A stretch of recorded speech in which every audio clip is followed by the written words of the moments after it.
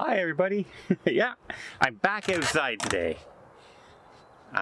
Wonder if the trucks are going to be as noisy today as they were yesterday.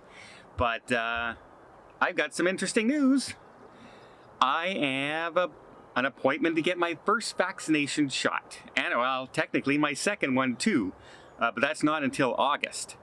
My next vaccine, my first vaccine report is supposed to be this Sunday. But I kinda got lucky.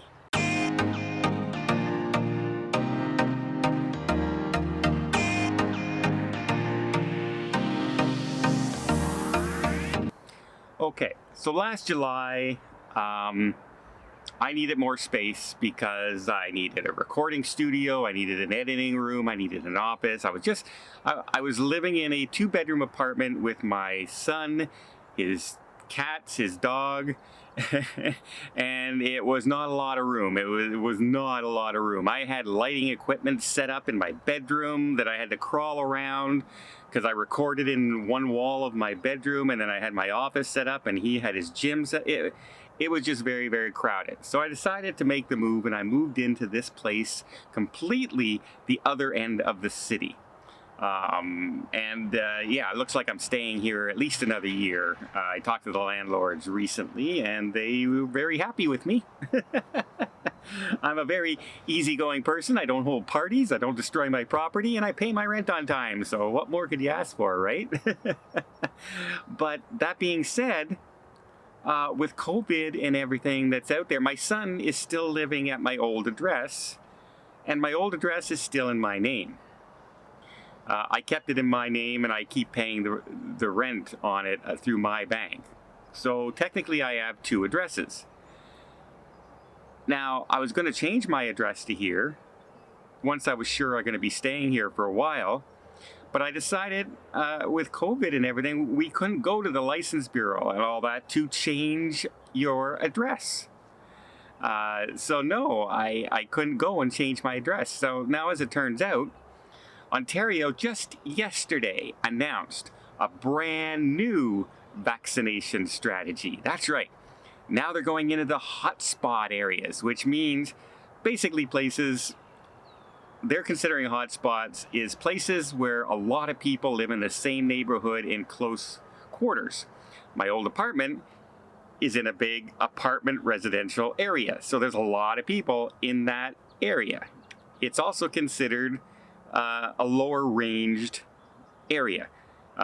People who live in that general vicinity don't usually have $1 million jobs, put it that way. They're usually in the service industry and stuff like that. So they're a high priority, and they announced that they are doing that. And guess what? They went by postal code, and the official address that I officially live in right now is still that old postal code.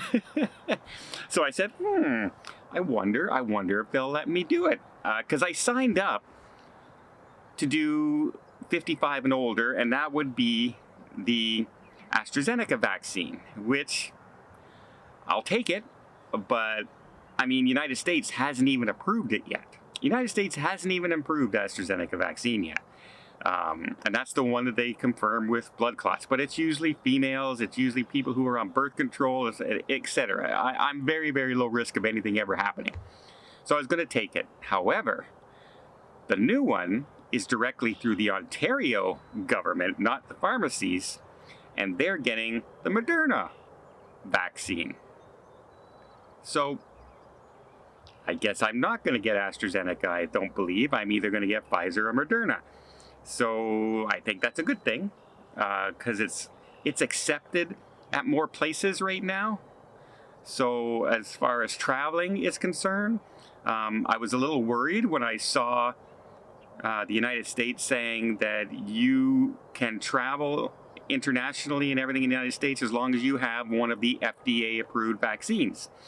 AstraZeneca is not one of those FDA-approved vaccines yet. So I said to myself, okay, well, I got to get it because it'll be the only one I'll probably be allowed to get for quite some time. And they changed their vaccination plans.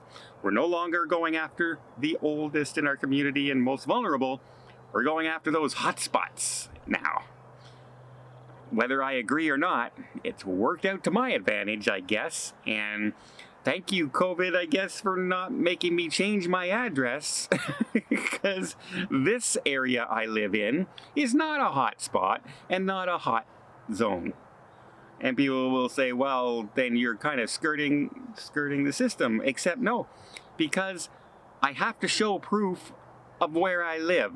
And my official address on both my health card and my driver's license is my other address, because I could not change it officially during COVID. So I'm not skirting anything.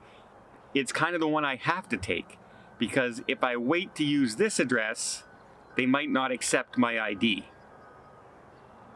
So I'm kind of stuck, right? I have to do it this way. And for me, it works out best. I'm a little worried that the second appointment is not until August. That's right, August. Maybe we'll get lucky and get a bunch more in or something, or they'll say that I have underlying conditions because of my cancer and stuff like that, that I'll be able to get it earlier. I'll mention it to them while I'm there. But yesterday they came out and they said, yeah, we know the study says that you should not wait 4 months for people with underlying conditions and people over a certain age, but we still think it's safe. So, okay, well, as long as you think it's safe, because there's no studies out there, there's no data, because this hasn't gone on, right? No one else is waiting 4 months to give people. We just started giving vaccines in December, so you cannot tell us that they know it's safe perfectly. They know it works perfectly because it hasn't even reached the 4 months yet for the vaccines.